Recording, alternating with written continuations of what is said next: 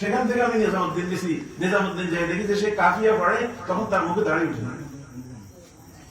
80 সনের পরে 83-তে আমি আবার দেওবন্দ গেছি, আবার নিজামুদ্দিন গেছি, তখন তার মুখে ফেসা ফেসা দাঁড়িয়ে উঠছে। সে পড়ালেখা মনোযোগী, আমি নিজ চোখে দেখছি, আল্লাহর কসম সত্য কথা বলতেছি। তার নানা হযরত মাওলানা ইজহারুল ইসলাম কিতাব লইয়া তার ঘাড়ে আঘাত করতে আমি এই চোখে দেখছি। সে পড়ালেখা অমনোযোগী ছিল, সাইকেল একটা লইয়া এইদিকে ওদিকে ঘুরাঘুরি করতো, ক্লাস করতো না ঠিক মতো। কাশিমুল মাদ্রাসার সে ছাত্র ছিল, প্রতি বছর সে পাশ করতো নিজে নিজে। এই ক্লাসের থেকে ওই ক্লাসে বসতো, এই ক্লাস থেকে ওই ক্লাসে বসতো, তার কোনো পাশের দরকার হতো। সে জীবনে কখনো 3 দিনের জন্য হাঁড়ি পাতিল দস্তরখান কিতাব লইয়া আমির মামুন ঠিক করিয়া কোনদিন 3 দিন সময় লাগে না। চিল্লা তো দূরের কথা, 3 চিল্লা তো দূরের কথা, সাল তো দূরের কথা। তার সবচেয়ে বড় পুঁজি হল হযরত মাওলানা মুহাম্মদ ইলিয়াস রাহমাতুল্লাহ আলাইহির তাবলীগ। তিনি শুরু করছেন 1925 সালে অথবা 1926 সালে। এই তাবলীগের তিনি আমির ছিলেন। ওনার ইন্তেকালের পরে ওনার সুযোগ্য ছেলে হযরত মাওলানা ইউসুফ সাহেব রাহমাতুল্লাহ আলাইহি আমির হয়েছেন। সুরায় তাকে আমির বানাইছে। 6 জন সুরা ছিল। লম্বা কথা বলার সময় নেই। ওনার ইন্তেকাল হয়েছে 1965 সনে। 1965 সনের মার্চ মাসের 10 তারিখে সাহাদের পাসপোর্টের ফটোকপি এখন আমার কাছে আছে। পাসপোর্টের ফটোকপি তারা আনি দিয়েছিল আমাকে, আমার জন্য সৌভাগ্য হয়েছে। সাহাদের জন্ম হল 1965 সনের মার্চ মাসের 10 তারিখ। আর 1965 সনের মার্চ মাসে সর্বপ্রথম নোয়াখালীতে ইজতেমা হয়। এই ইজতেমাতে পরিচালনার মধ্যে ছিলেন হযরত মাওলানা ইউসুফ সাহেব রাহমাতুল্লাহ আলাইহি। তখন আমি স্কুলে ক্লাস 4 এ পড়ি। আমার পিতা আমাকে নিয়ে গেছেন ইজতেমা। আমি 3 দিন ইজতেমায় ছিলাম। যদিও কিছু বুঝতাম না, কিন্তু আমি ইউসুফ সাহেব রাহমাতুল্লাহ আলাইহি সরাসরি দেখছি। ওনার চোখের বরকতময় দৃষ্টির কারণে আল্লাহ পাক এই অথর্বকে এই কাজের জন্য কবুল করছেন। আমি মনে প্রাণে এই কাজকে শিশুকাল থেকে ভালোবাসতাম। এই সাদ সাহেবের বয়স যখন 22 দিন অথবা 20 দিন, তখন ইউসুফ সাহেব রাহমাতুল্লাহ আলাইহি পাকিস্তানের লাহোরে ইন্তেকাল করে। বাংলাদেশ থেকে পাকিস্তান গেছেন, তখন তো একই দেশ ছিল। ওখানে যাইয়া তিনি বৃহস্পতিবারে এশার আগে বয়ান করার অবস্থায় তাশকিলের কাছাকাছি তিনি অজ্ঞান হয়ে গেছেন, স্ট্রোক করছেন। পরের দিন শুক্রবার জুমার পর তিনি ইন্তেকাল করছেন। ওনার জানাজা হয়েছে পাকিস্তানে 2 বার আর ইন্ডিয়াতে 1 বার। ওনার ইন্তেকালের পরে আমির কে হবে, আবার 6 সুরা বসে পরামর্শ করি। হযরত ইউসুফ সাহেব রাহমাতুল্লাহ আলাইহির ভাইরা ভাই, হযরত ইউসুফ সাহেব রাহমাতুল্লাহ আলাইহির মামাতো ভাই বা ফুফাতো ভাই কিছু হয়। আর ছাত্র জীবনের হেফজখানা থেকে, নুরানি থেকে হেফজখানা থেকে শুরু করে আখেরি দর্শ পর্যন্ত একসাথে একই ক্লাসে পড়ালেখা করছেন। পরবর্তী জামানাতে তাবলীগের কাজে একজন আরেকজনের সাথে ছায়ার মতো ছিল। হযরত ইউসুফ সাহেব রাহমাতুল্লাহ আলাইহির জীবনে যে কোনো সময় মুশাওয়ারা ফয়সালা করার আগে বলতেন, ভাই এনাম কো বুলা লো, वो आने से पहले मैं फैसला नहीं करेंगे। এনামকে ডাকি আনো, উনি অনুপস্থিত হলে আমি কি করবো না, ফয়সালা করবো না। তো এইভাবে তাদের জীবন কেটে গেছে। এবং যখন হযরত ইউসুফ সাহেব রাহমাতুল্লাহ আলাইহি লাহোরে হাসপাতালে নেওয়া হয়েছিল ওনাকে, তো হাসপাতালের পথের অর্ধেক যাওয়ার পরে ইউসুফ সাহেব রাহমাতুল্লাহ আলাইহি চোখ খুলে বললেন, হ্যাঁ कौन है? तो हमारे इनाम हसन साहब बोले, मैं इनाम हूं और भाई अफजल साहब है, मुफ्ती जैनुल आबिदीन साहब है, और कोई नाम बोल लें। यूसुफ साहब बोले, नहीं नहीं कोई नहीं, मेरे मौला है। एक কথা বলার সাথে সাথে প্রাণ চলে গেছে। যখন হাসপাতালে নিয়েছে ডাক্তার বলে যে অনেক আগে ইন্তেকাল করেছে। তো মৃত্যু পর্যন্ত, এমনকি লাশের সাথে হযরত মাওলানা নওয়াজ হাসান সাহেব লাহোর থেকে দিল্লি আসছেন, এমনকি দাফন কাজে তিনি শুরু করেছেন। তো সুরাত চিন্তা করে দেখছেন যে লোকটা সারা জীবন ইউসুফ সাহেব রাহমাতুল্লাহ আলাইহির সাথে সারা পৃথিবী সফর করে রয়েছে, সেই লোকটা যতটুকু তাবলীগের মুসা হিসেবে বুঝছে, তার ভালো মন্দ দিক বুঝছে, অন্য কেউ কিছু বুঝতে পারে নাই। আর ওনার মতো বড় আলেম তাবলীগের মধ্যে আর নাই। এই জন্য ওনাকে জিম্মাদার বানাইছে, আমির বানাইছে হযরত মাওলানা জাকারিয়া সাহেব রাহমাতুল্লাহ আলাইহি। এই সময় ইউসুফ সাহেব রাহমাতুল্লাহ আলাইহির একমাত্র ছেলে মাওলানা হারুন জীবিত ছিলেন। মাওলানা হারুনকে আমির বানানোর ব্যাপারে কেউ কেউ প্রস্তাব করছে, তখন শুরা বলছেন যে ওনার বয়স মাত্র 33 বছর, প্রথম একটা সন্তান হয়েছে সাদ, আর এই অল্প বয়স্ক ছেলে সারা বিশ্বের এই জিম্মাদারি পালন করতে পারবে না। মেওয়াতিরা এরা আবিদি মানুষ, এরা মনে করে যে আমাদের বড় হুজুরের ছেলে মাওলানা হারুন, তাকে কি দরকার, তাকে আমি বানানোর দরকার ছিল। তারা কিছু ভিতরে ভিতরে কিছু সমালোচনা করতে শুরু করছে। তো হযরত মাওলানা জাকারিয়া সাহেব রাহমাতুল্লাহ আলাইহি মাওলানা হারুন সাহেবকে ডাকে বললেন, ভাই हारून, ये जो मेवाती लोग चूचरा कर रहे हैं, इनको जमा करो मुस्लिम में, और कुछ बोलना है तो बोल दो।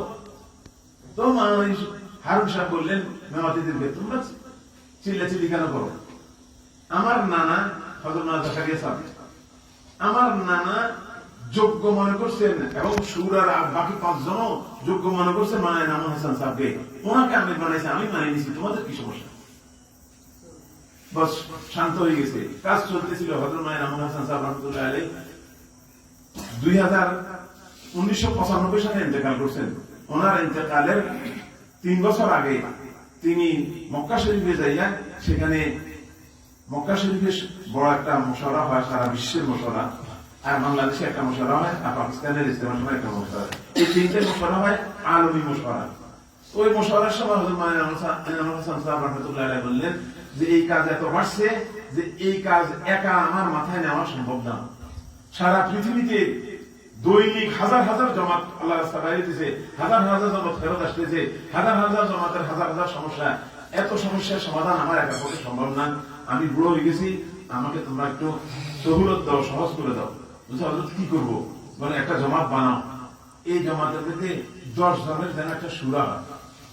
তখন মানে মুফতি জনাব আব্দুল সাহেব রাহমাতুল্লাহ আলাইহি বললেন, যদি এটা করতে হয় তাহলে আমরা এখানে মক্কা শরীফে পারবো না, এটার জন্য নিজামুদ্দিন যাওয়া দরকার। আচ্ছা ঠিক আছে।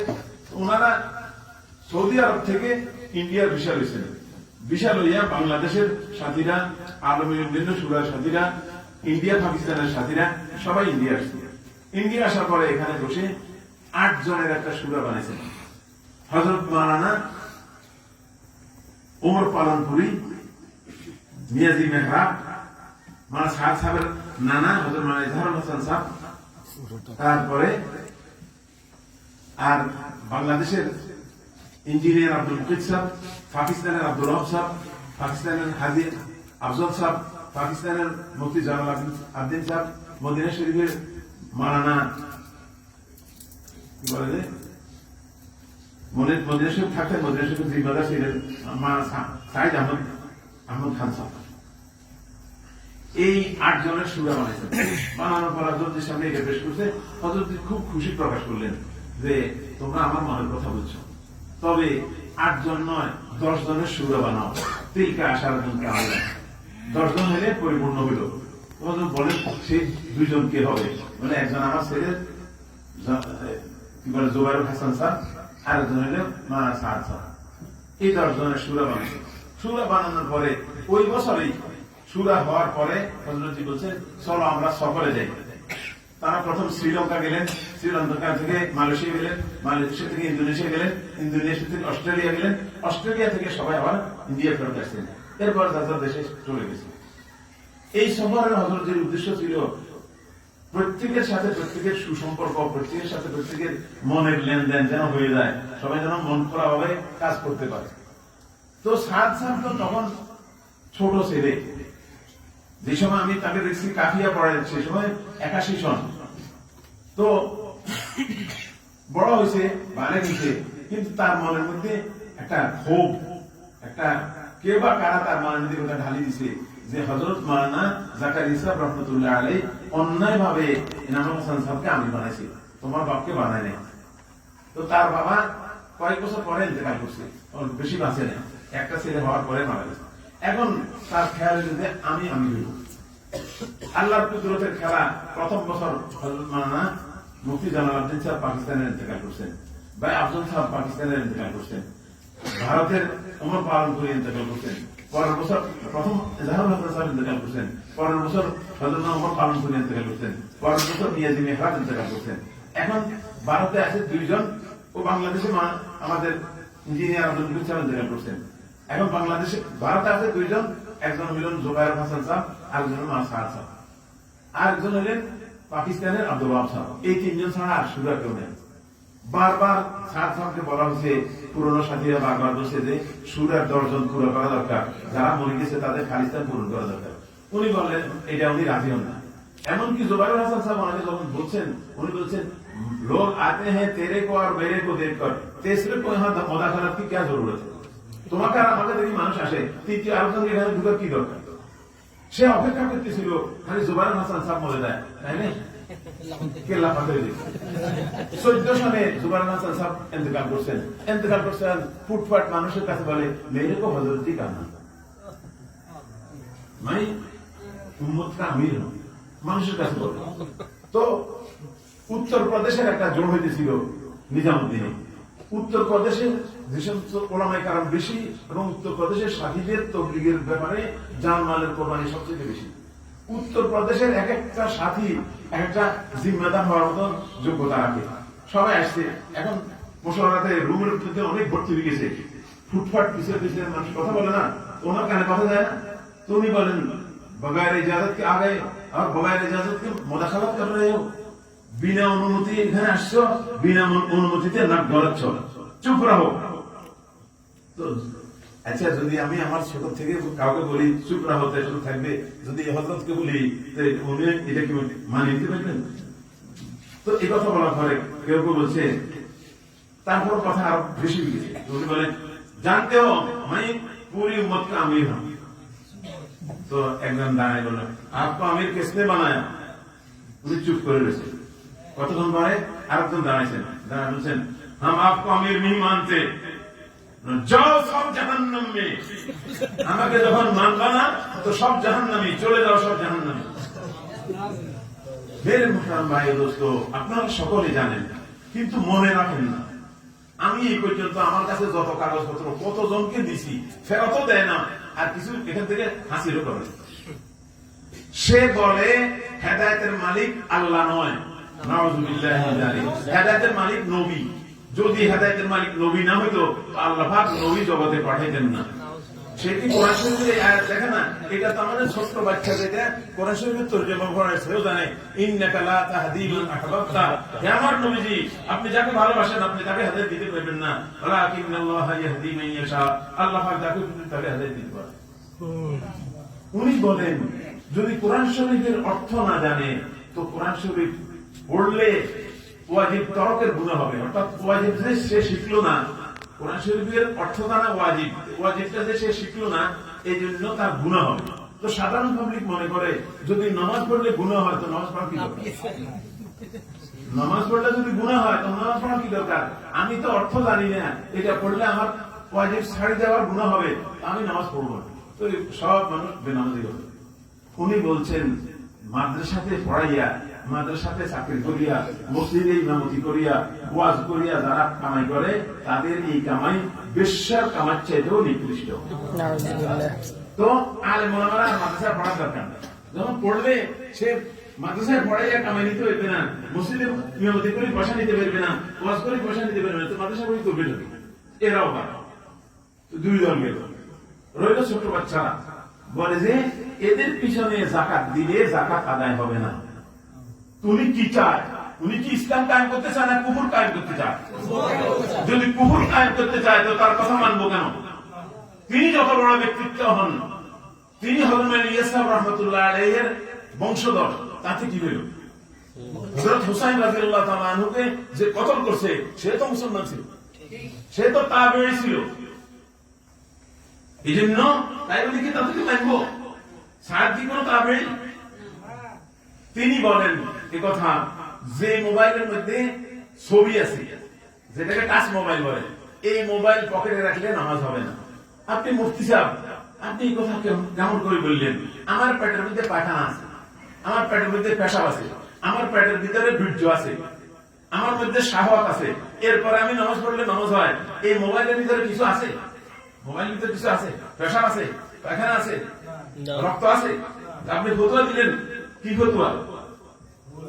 আমাদের নোয়াখালীতে একজন মুফতি আছে, তাদের একটা কাগজের মধ্যে একদম প্রথম নাম ওই মুফতির, তিন জায়গাতে তিনটা মাসালা হচ্ছে, তিনটা ভুল। কথা বুঝতে পেরেছেন ভাই? মুফতি হওয়া এক জিনিস, আর সত্যিকার ইফতার যোগ্যতা অর্জন করা আরেক জিনিস। তিনি বলেন যে ওলামায়ে কেরাম ওনারা যে কামাই করে এই কামাই সহি না। আপনি যে কামাই করেন সেটা সহি না কেউ নেই। আপনি এত লক্ষ লক্ষ টাকা, কোটি কোটি টাকা মালিক, টাকাই মসজিদের 10 তলা বিল্ডিং, যেটা মসজিদের উত্তর পাশে, এই বিল্ডিংটা করার আগে উনি 1 কোটি টাকা দিচ্ছেন। মা সাত 1 কোটি টাকা দিন, তুমি ক কোটি টাকা মালিক? তুমি কোথায় পেলে এত টাকা? কে দিল তোমাকে টাকা? এই জন্য মেরে মোহতারাম ভাই দোস্ত, উনি চাইছেন সারা দুনিয়া লুটপাট করে খাইবেন, আর কাফেরদের হাতের তিনি কি হয়েছেন? পুতুল হয়েছেন। কাফেররা যেমনি বলে এমনি চলে। তার একটা উদাহরণ আপনাদেরকে বলি। 17 সনে ওলামায়ে কেরামের এক বিশাল জমাত কাকরাইল আসছে। 80 কাকরাইলের মুরব্বীদেরকে সামনে রাখি বলছেন, মানা সাদ সাহেব গত বছর আমাদের ইজতেমায় 16 সনে 80 যে বয়ান করছেন, এই বয়ানের মধ্যে এই ভুল করছেন, এই ভুল করছেন, এই ভুল করছেন, এই ভুল করছেন, এই ভুল করছেন। অতএব এই ভুলওয়ালা মানুষের কথা আমরা আর মানব না, আপনারা এটার প্রতিকার করেন। জুবাইর সাহেব, আমাদের বাংলাদেশের জুবাইর সাহেব, তিনি বললেন যে আমরা সুরাওয়ালারা বসবো, বসি, কি হয় আপনাকে জানাবো। তো সুরাওয়ালারা বসি সিদ্ধান্ত করছে নিজামুদ্দিন থেকে আর কাউকে বাংলাদেশের জোড়ে বা ইজতেমা আনা হবে না। তো সামনে আসছে জোর, নভেম্বর মাসে জোর শুরু হওয়ার আগে সাত সাতকে চিঠি দিয়ে জানানো হয়েছে যে আপনি জোরের মধ্যে আপনাদের মার্কাজ থেকে কোনো প্রতিনিধি পাঠাবেন না। এই চিঠি পাওয়ার পরেও তিনি 7 জনের একটা প্রতিনিধি ব্যাংকক পাঠাইছে, থাইল্যান্ডের রাজধানী। ব্যাংকক থেকে তারা বাংলাদেশের বিশাল বাংলাদেশে ঢুকছে, বাংলাদেশে ঢুকে কাকরাইল আসছে। কাকরাইল আসার পরে ওনাদেরকে থাকা খাওয়ার, মেহমানদারি করার যা দরকার বন্দোবস্ত সব করছে, কিন্তু টঙ্গীতে যেতে হবে বা আমাদের সাথে টঙ্গী চলেন এরকম কথা বলা হয়নি। তো ওনারা সেখানে রয়েছে। শুক্রবারে শুরু হয়েছে জোর, শুক্র, শনি, রবি, সোম, মঙ্গলবারে দোয়া। সোমবারে দুপুর বেলায় আমাদের স্বরাষ্ট্রমন্ত্রী, আমাদের পররাষ্ট্রমন্ত্রী, আমাদের আইজি 3 জন, আর অনেক পুলিশ, 2 গাড়ি, আগে 1 গাড়ি পিছিয়ে 1 গাড়ি, ওনারা যাইয়া উঠছেন টঙ্গীর মাঠে। টঙ্গীর মাঠে উঠি বড়দেরকে একসাথে করছেন, করে ওনাদের সামনে পেশ করলেন যে আমরা, আমাদের প্রধানমন্ত্রী আমাদেরকে পাঠিয়েছে, এই জন্য আসছি। তো হযরত মানুষ সব বললেন যে কি জন্য আসছেন? বলছে প্রধানমন্ত্রী বলছেন এই কথা, কালকে তো আপনাদের দোয়া হবে, ওই দোয়াতে নিজামুদ্দিন থেকে যে 7 জনের প্রতিনিধি আসছে, ওই 7 জনের প্রতিনিধি যেন দোয়াতে অংশগ্রহণ করতে পারে, তার একটা ব্যবস্থা করবেন। তো হযরত মানুষ বললেন এখন আমরা কি করবো? বলে সেটা আপনাদের ইচ্ছা, প্রধানমন্ত্রীর অনুরোধটা আপনাদেরকে জানানো দরকার ছিল, এই জন্য জানাই দিলাম, আপনারা যা খুশি তা করেন। এরপর ওনারা চলে গেছেন। চলে যাওয়ার পরে টঙ্গীর মাঠে মাইকে ঘোষণা করলো আমাদের যে আগামীকাল মঙ্গলবারে দোয়া হওয়ার কথা ছিল, সেই দোয়া আজকে হবে। আসরের পরে হেদায়েতের কথা হবে, মাগরিবের পরে দোয়া হবে। কিছুক্ষণ পরে আসরের আযান হয়ে গেছে, আসরের নামাজ হয়ে গেছে। আসর নামাজের পরে 10 মিনিট হেদায়েতের কথা হয়েছে। 10 মিনিট হেদায়েতের কথা কইলেই বলে যে এখন দোয়া হবে, সবাই দোয়ার জন্য তৈরি হবে।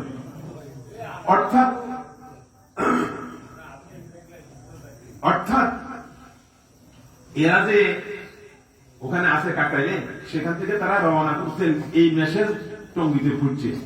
ওনারা কালকে আসবে দোয়া, সেই জায়গায় আজকে আসতেছে, এটা শুনি 10 মিনিট হেদায়েতের কথা বলি, এরপরে দোয়া করে দিচ্ছি। আমরা তো হতবাক, এটা কিভাবে হইল? তো বুঝা গেল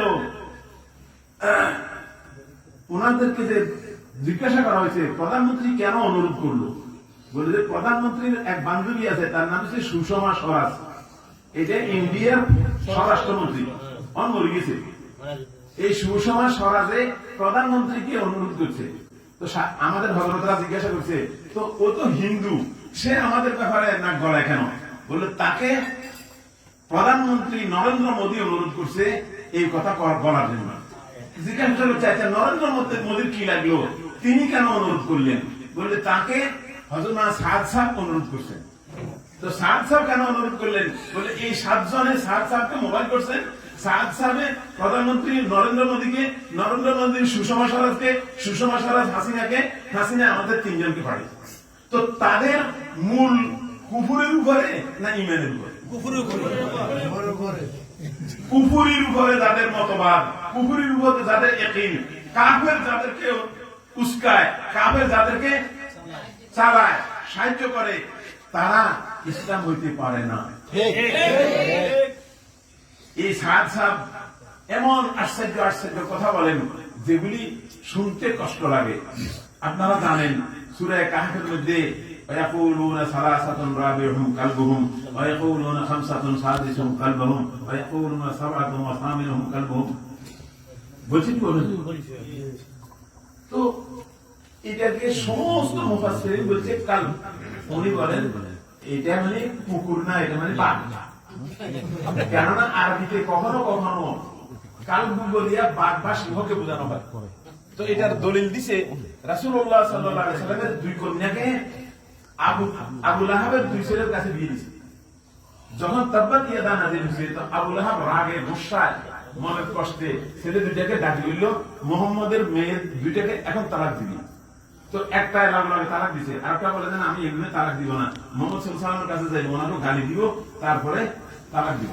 নাউযুবিল্লাহ। এই কমবক্ত গেছে আমার নবীকে গালি দিছে, এর ফলে তালাক দিছে। নবীজি বলছে আল্লাহ তোমার কুকুরের মধ্যে থেকে একটা কুকুর তার পিছনে লেলাই দাও। তো এই ছেলে বুঝতে পারছে যে দোয়া কবুল হয়েছে, যদিও সে কাফের, যদিও তার বাপ কাফের, সে ফিরে আসছে চেহারা মলিন। বাপ জিজ্ঞাসা করে কি ব্যাপার, বলে মোহাম্মদ সাল্লাল্লাহু আলাইহি ওয়াসাল্লামকে গালি দিছি, তারপর তার কন্যাকে তালাক দিছি। বলে যে আমি তো তোর মোহাম্মদকে গালি দিতে বলিনি, তুই কেন গালি দিলি? বলে যে গালি তো দিয়ে ফেলছি, তিনি আমাকে একটা বদদোয়া দিছে। বলে কি বদদোয়া দিছে? বদদোয়া দিছে আল্লাহ তোমার কুকুরের মধ্যে কুকুর তার বিরুদ্ধে লেলাই দাও। বলে বস কাম হয়ে গেছে, এই কুকুর থেকে আর বাঁচবার উপায় নেই। অনেক বছর ছেলেরা আর মক্কা থেকে কোথাও যাইতে দেয় না, অভাবের সংসার আর চলে না। এখন মক্কার যুবকেরা যাইতেছে সিরিয়া ব্যবসার উদ্দেশ্যে, তো তারও সাথে নিছে। তখন বাপে বলে যে যাইতেছ ঠিক আছে, তবে আমার মনে হয় মুহাম্মদ সাল্লাল্লাহু আলাইহি ওয়াসাল্লামের বদদোয়া এই সফরে কার্যকরী হয়ে যাবে। আচ্ছা, সাথীদেরকে বলছে আমার ছেলের ব্যাপারে মুহাম্মদ সাল্লাল্লাহু আলাইহি ওয়াসাল্লাম গালি দিছে, বদদোয়া দিছে, এই বদদোয়া কার্যকরী হয়ে যেতে পারে, অতএব তোমরা আমার ছেলের দিকে খেয়াল রাখবে। তারা যখন একদিন চলছে, একদিন চলার পরে মরুভূমিতে যখন রাত্রি হয়েছে, তো তারা তাদের উটগুলিকে এক জায়গায় শোয়াইছে, আর তার মধ্যখানে তাদের মালগুলিকে উঠে ফিরে থেকে নামে রাখছে। রাখি এটাকে টান করে পাহাড়ের মতো উঁচু করছে, উঁচু করে ওই আবু লাহাবের ছেলে উতবাকে সেখানে শোয়াইছে। রাত্রে একটা সিংহ আসছে, সিংহ আসি প্রতিটি মানুষের মুখ সঙ্গী চাইছে। মোহাম্মদ সাল্লাল্লাহু আলাইহি ওয়াসাল্লামকে গালি দিছে, তার মুখের মধ্যে দুর্গন্ধ এখন আছে। একটা একটা করে সকলের মুখ শুনছে। আপনার সামনে সিংহ আসলে আপনি হুঁশে থাকবেন? পেশাব করে দিবে, পায়খানা করে দিবে ভয়ে আতঙ্কে। এখন এই মাল বাইয়া উপরে উঠছে, উঠি তার এখানে ধরছে, দুই টুকরা করে থুইয়া চলে গেছে। তো সেটা নবীজি এটাকে কুত্তা বলছেন, একটা কুকুর লাগাইল, সেটা সে এখানে লাগাইছে। বলে যে ওই আসহাবে কাহফের সাথে কুকুর ছিল না, বাঘ ছিল, কেউ বাঘ পালেনি।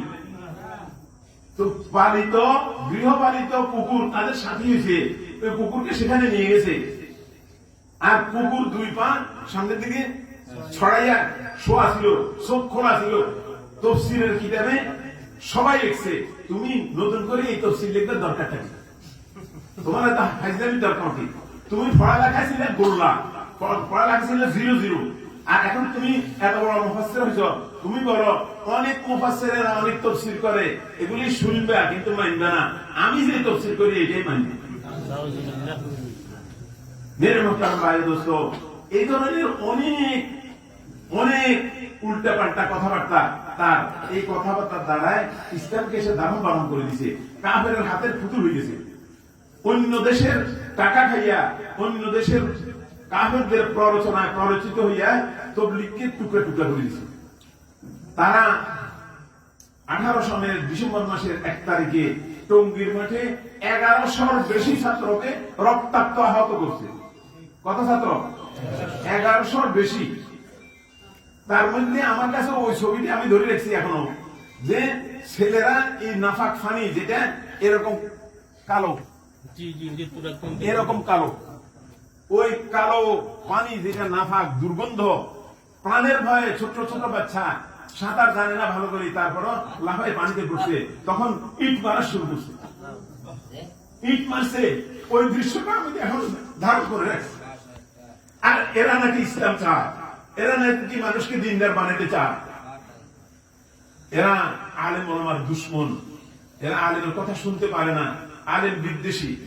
আমি অনুরোধ করব, এই কথাগুলি অনেক বই পুস্তকে আছে, আপনারা মেহরবানি করে সংগ্রহ করেন, কিছু পড়েন, পড়ে কিছু নিজের কাছে ধারণ করেন, তাহলে আপনি কথা সহি কথা বলতে পারবেন। এলোমেলো কথা, কোনো কথা মনে নেই, আপনি কেমনি কথা বলবেন? আরেকটা কথা ভাই, আমরা নবীর সেফা সালা, নবীর সিপাহী, নবী আমাদের সেফা সালা, আমরা নবীজির সৈন্য, আমরা হিজবুল্লাহ। আমাদের হিজবুল্লাহর পরিচয়টা কি? আমাদের নোয়াখালীতে ইমাম মুয়াজ্জিন ফাউন্ডেশন একটা আছে, আছে না? ইমাম পরিষদ একটা আছে। মিটিং হয়তো আগে যাইতেন, এখন আর চাই না। আমাদের ইমামদের নামাজ কালাম দেখলে শরীর শিহরে উঠে। আমি যখন পড়ালেখা শেষ করছি, আমি সরকারি মাদ্রাসা করছি, নোয়াখালী ইসলামী আলিম মাদ্রাসা থেকে কামেল পাস করছি। এরপরে আমি গঙ্গু পড়ালেখা করছি কিছুদিন। গঙ্গু থাকাকালীন সময় দেখি যে শুক্রবারে ফজরের নামাজে প্রথম রাকাতে আলিফ লাম মিম সিজদা পড়ে, দ্বিতীয় রাকাতে সূরা দাহার পড়ে। আমার এটা জানা ছিল না। আমি একদিন এক ছেলেকে বললাম, ये क्या बात है, ये फजर की नमाज में सिजदा देना पड़ता है? देखो तुम नहीं जानता, ये मसनून है, सुन्नत क़िराअत है कि फजर की नमाज में पहली रकात में अलिफ लाम सिजदा पढ़ी जाए और दूसरी रकात में सूरा दाह की तिलावत हो। तो আমি বুঝলাম, কিন্তু আমাদের এত মাদ্রাসা আছে, এত দিনী মাদ্রাসা আছে, কোন মাদ্রাসাতে শুক্রবারে আলিফ লাম মিম সিজদা পড়ে আর সূরা দাহার পড়ে? এক ইমামের পিছে আমি প্রায় নামাজ পড়ি, ইমামে বলে ওই পাতা শেষ হয়ে গেছে আর কি, অপর পাতায় প্রথম আয়াত, ইন্নাল জাহিমা হিয়াল মাওয়া। তো এখান থেকে শুরু করতে তোমার আক্কর করে কিছু দেয় নাই, আগা নাই গোড়া নাই তলা নাই, তুমি কি বলি বই? আমরা যদি এরকম বলছিলাম হই, আমাদের যদি একথা খবর না থাকে, প্রথম রাকাতে পড়ে সূরা ইয়াসিন, দ্বিতীয় রাকাত পড়ে তাব্বাতিয়া, এত বড় লাভ দিলে কেন? আমি আমার গঙ্গুর জীবনে যখন ছিলাম, সেখানে এক মসজিদে ইমামতি করতাম, মহল্লার নাম মহল্লা আশরাফ আলী। একদিন আমাদের শাইখুল হাদিস সাহেব কোনো কারণে সেখানে গেছেন, আমার পিছনে মাগরিব করছেন। পরের দিন আমাকে ক্লাস ওনার রুমে ডাকে নিয়েছেন, ডাকিনি বলে कल मस्जिद कल वाली मस्जिद में अशरफ अली मोहल्ला में मगरिब की नमाज किसने पढ़ाई? कल के मगरिब की नमाज अशरफ अली मोहल्ला के कल वाली मस्जिद क्यों पढ़ाई से? मैंने सुना था तू बांग्लादेश में दौरा करके आए, हमें सुनती तू बांग्लादेश से दौरा कर यहाँ क्या पढ़ने आए? हम चुप कर रहे, बोले तू मसनून क्या नहीं जानता? हम भी जाने, क्या जानता है? वाले मुफस्सल फजर और ज़ोहरे, औसत मुफस्सल असर और इशाते, আর কে সারা মুফাসসাল মাগরিবি। তো তুমি কি আপ পড়ি জামা? আমি প্রথম রাকাতে কুলিল্লাহ মালিকের মুখ পড়ছি, দ্বিতীয় রাকাতে সূরা হাশরের শেষ কিনারে। তো হযরত আমাকে জিজ্ঞেস, এই মাসনুন है? গাধা কাহে কি? এই শব্দ কে বুঝে?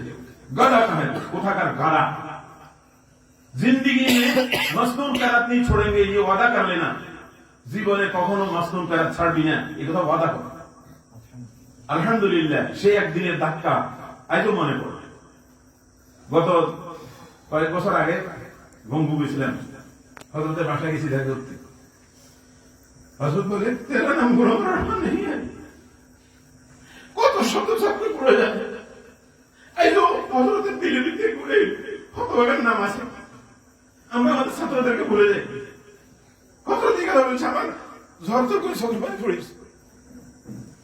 আমাদের উস্তাদ হযরত মানা সলমান সাহেব একদিন এশার নামাজের পরে দাঁড়িয়ে গেছেন, দাঁড়িয়ে বলে सारे बैठो, कोई अजान पढ़ेंगे दूसरे इकामत पढ़ेंगे, ये क्या बात है? ये मसनून है काम? একজনে আজান দিবে, আরেকজনে ইকামত বলবে, এটা কি পাইছো তোমরা? কয়েকদিন পর্যন্ত দেখি একজনে আজান দেয়, আরেকজনে ইকামত বলে, এই অধিকার তোমাদেরকে কে দিছে? সুন্নতের খেলাফ কোন কাজ করবা না। হযরতের সাথে দেখা করতে গেছি, হযরত ওযু করতেছিলেন, ওযু করে উঠি দুই হাত দিয়ে এভাবে বুকের মধ্যে ঝড়াই ধরছেন, তো ধরছেন ছাড়েন না। আমাদের উস্তাদদের সাথে আমাদের হৃদয়ের সম্পর্ক এরকম হওয়া চাই। আমরা উস্তাদের কাছে পড়ে গেছি, ফজরের কি কেরাত জানি না, যোহরের কি কেরাত জানি না, আসরের কি কেরাত জানি না, মাগরিবের কি কেরাত জানি না। তো এই সমস্ত মসজিদ কমিটি বানাই লাভ কি? ফাউন্ডেশন মধ্যে নামাজ পড়ায় কি কেরাত পড়ে, কোথায় সে ওয়াকফ করবে, কোথায় করবে না, এটাও জানে। এই জন্য ভাই আমিও নিজকে নিজে বানাই, যে কিতাবগুলি পড়িয়েছি আজ পর্যন্ত উঠে দেখি না। আমরা কতবার পড়ছি মান কারা সূরাত ইয়াসিন ফি সাদরিন নাহারে কুদিয়াত হাওয়াইজুহু, আমরা কি পড়ি প্রত্যেকদিন সূরা ইয়াসিন? যে ব্যক্তি মাগরিবে ওয়াকিয়া পড়বে অভাব অনটন দেখা দিবে না।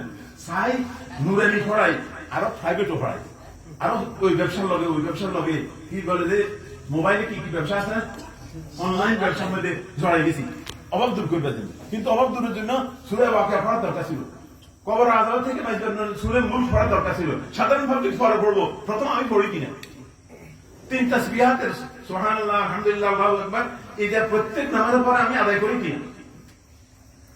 বলছে যে ব্যক্তি কি বলে যে আয়াতুল কুরসি পড়বে তার জান্নাতে যাওয়ার পথে একটাই বাধা, সেটা হলো মওত। মরবে সাথে সাথে জান্নাত। আয়াতুল কুরসি পড়বে। এই জন্য মেরে মুসলমান ভাই দোস্ত, ওই সূরা হাশরের শেষ 3 আয়াত পড়াইতেও তো নবী বলেন নাই। আমি আপনাদের কাছে জোর হাতে জিজ্ঞাসা করি, নবীজি তোমরা শেষ 3 আয়াত পড়াই দিও, ওইটা কইছে কোন হাদিসের মধ্যে কথা আছে? বলছে তোমরা আউযু বিল্লাহি সামিউল আলিম মিনাশ শাইতানির রাজিম 3 বার পড়িও, আর সূরা হাশরের শেষ 3 আয়াত একবার পড়িও। পড়তে কইছে, হয়তো 40 বছর পর্যন্ত ইমামের সাথে পড়তে পারে, নিজে নিজে একদিনও পারে। তো তোমার উচিত আছে শিখে দেওয়া, তোমার কাছে মুখোমুখি পড়াইতে। আর এই শেষ 3 আয়াতে এরকম তো না ধরছে সূরা ফাতিহা জানে না, 40 বছর পর্যন্ত তাবলীগ করে, তাবলীগ করতে করতে একদম কবরে দান করে গেছে, এখনো সূরা ফাতিহা শুদ্ধ হয় না, তো কবে শুদ্ধ হইব? আমি তাবলীগে গেছি কি জন্য? আমার ভুল ধরার জন্য। এই ভুল ধরি বাড়িতে আসি যেন শুদ্ধ করতে পারি। এরকম হাজারো ভুলের মধ্যে আমরা ডুবে আছি। আমাদের জামা, আমাদের রজা কাটা, আমাদের দাড়ি, আমাদের মাথার চুল, আমাদের টুপি কেন একরকম হয়? সুন্নত মতো আপনি টুপি একদম কি বলে যে করলি ফিরতে হইব এরকম কোনো জরুরি নেই। যে কোনো টুপি করেন সুন্নত মতন করেন, আপনি দাড়ি সুন্নত মতো রাখেন, আপনার চুল সুন্নত মোতাবেক রাখেন, আপনি পাগড়ি কেন করেন না? কি সমস্যা? রাসূলুল্লাহ সাল্লাল্লাহু আলাইহি ওয়াসাল্লাম নামাজের বাইরে একরকম পাগড়ি পরতেন, নামাজের মধ্যে আরেকরকম পাগড়ি পরতেন, জুমার নামাজে, ঈদের নামাজে আরেকরকম পাগড়ি পরতেন। তাহলে বুঝে গেছে পাগড়ির কি আছে, তার তুমি আছে। আমরা নবীর খালি নবীর মহব্বত এই করবো সেই করবো। ওই এদিন মহাসভা বসেছে, মহাসভা বসে যারা বক্তৃতা দিছে আমার কাছে 8-10 জন ছাড়া আর কার বক্তৃতা ভালো লাগে। কোন পার্টিকুলার কোন নাম্বার আপনি বলেন সে এই ভুল করছে, এই ভুল করছে, এই ভুল করছে, এই ভুল করছে, 85টা ভুলের মধ্যে আপনি একটাও মনে রাখতে পারেন না। আমরা সাহায্য মানি না, আমরা ওলামারা একদিকে আছি, ও তারা বাতিল করবেন, বাতিলের কোন প্রমাণ দিতে হবে না, দলিল লিখবে না। একটা দলিল আপনি মনে করতে পারলেন, আপনার সেখানে বয়ান করতে পারলেন, আপনার বয়ান করতে বসে। এই জন্য আমি আজকে ওলামায়ে কেরামকে পাইছি, এই জন্য মনের অনেক দিনের তামান্না ইমামদের সাথে কথা বলা। আমাদের ইমাম ফাউন্ডেশন আছে, কোনোদিন কোনো কথা বলে না, খালি মাসিক চাঁদা এই শেষ কথা বুঝেন। ইমাম পরিষদ একটা আছে, সেটার একটা কাম। এই যে আমাদের ইমামেরা নামাজ পড়ায় মাসনুন কেরাতের জন্য আমার যেমন জীবন চলে যেতে চায়, ওস্তাদের ওই একদিনের ধমকে চিরদিনের জন্য মনে রয়ে গেছে। আল্লাহ পাক আমার ওস্তাদজি করোনার সময় ইন্তেকাল করছেন, আল্লাহ ওনাকে জান্নাতুল ফেরদাউস। আমি আপনাদের খেদমতে কিছু বেয়াদবি হয়ে গেছে, মাফ করে দিবেন।